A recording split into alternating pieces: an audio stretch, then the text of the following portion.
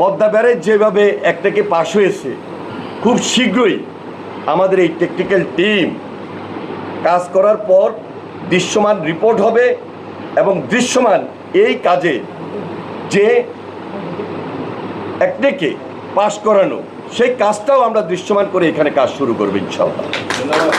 এই যে তিস্তা নদী অববাহিকা, এটার একটা পার্মানেন্ট সলিউশন প্রয়োজন এবং এই স্থায়ী সমাধানের জন্য পাশাপাশি আমাদের এই যে উত্তরবঙ্গের একটা অর্থনৈতিক রূপান্তরের যে একটা এক্সটেনশন, সেটা খুব জরুরি হয়ে দাঁড়িয়েছে এই মুহূর্তে আমাদের জন্য।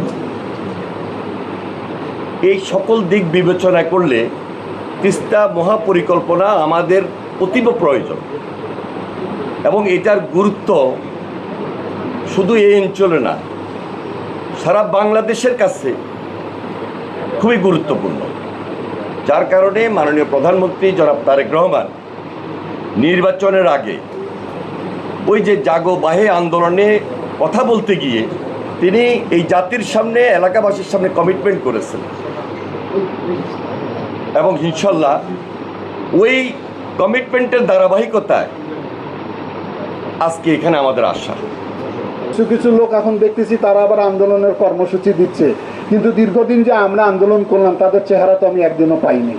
এখন ওরা দেখছে যে এটা প্রস্তুত, এটা রেডি হয়ে যাচ্ছে, এখন ওরা আন্দোলন করে ক্রেডিট নিতে চায়। তারা কই ছিল এতদিন? তাদের তো আমরা একদিনও পাইনি।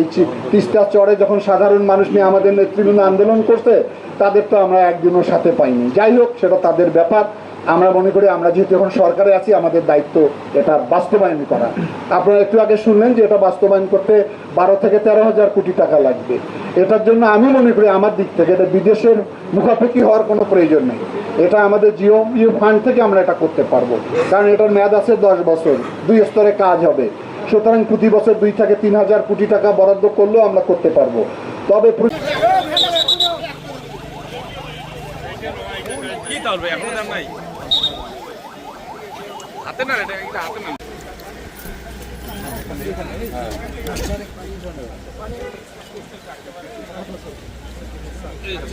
আমরা এই জায়গায় সেচ নেটওয়ার্ক আছে এবং আমরা ইরিগেশন এই খালের জিয়া খাল যেটা বলেন ওটা কি না স্যার না, টোটাল প্রায় আমরা প্রায় 70,000 একর জমিতে আমরা এটা দিয়ে পানি সেচ দিচ্ছি।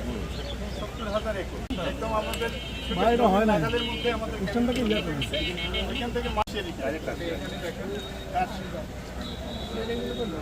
কি1ডি স্যার ওইটা স্যার পাবেন শেষ হয় এটা দূরে আছে।